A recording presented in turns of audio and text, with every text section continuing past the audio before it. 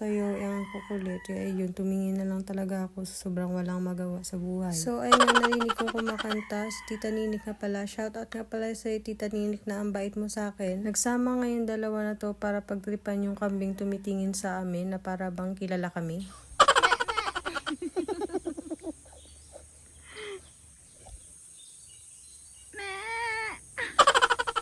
So, ayun nga, nag-aya nga si Tita Ninik para mag-almusal ngayong alas 4 ng hapon.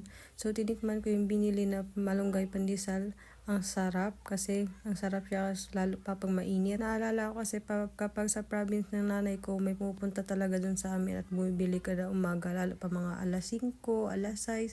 Meron na dun nag-aantay ng pandesal sa amin. Mga masasarap talaga. So ngayon, nagtambay ako ulit dyan sa Duyan. Nagpalit kami ni Joabel. Sabi ko mag-usap-usap na lang muna kami about dito sa tanawin, sa mga paligid-ligid. Biglang pumunta sa kwento ng talambuhay so, niya. So, 5 days guys. Niyaya nga pala ako ni Joabel. Hindi ko alam kung saan kami pupunta. Kaya sumama na lang ako. Bida-bida pa naman magdala ng motor na para bang hindi natumba sa motor.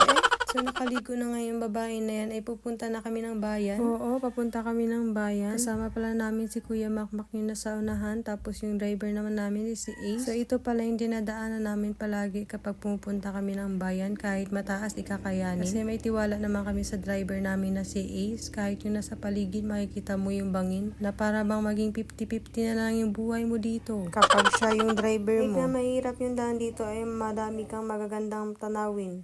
Kaso bangin. Kahit dito ka dadaan magsasuffer ka talaga ng buhay mo. Dito na nga kami sa bayan at nakabili na ako ng tsinelas ko. Nakabili na rin kami ng isda kasi masarap daw kasi sobrang fresh. Ako naman yung nag-antay kasi may bibilin daw sila. Nakita ko ngayon kinikrib kong siomai. So ayun nga, may dinaanan kami at nakita kong high school ng bayan ng Carabao Island.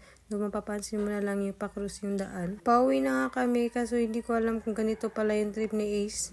Tingnan mo naman yung trip ng tao na yan na para bang wala siyang sakay sa likod. Oo, dito na nga kami sa daan kung saan nga ipabalik sa amin na para bang ako lang yung magsasuffer.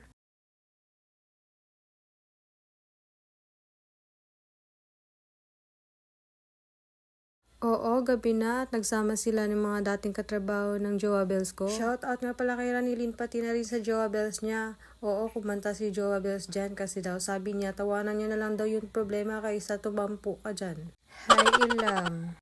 Fast forward, no, nagtagpuan talaga yung mga bata kasi di ko alam kung ano yung mga ginagawa ni Isa kanila. So, nagtambay nga ulit ako dito sa Manggaan kasi nga sa sobrang boring, ay init pa.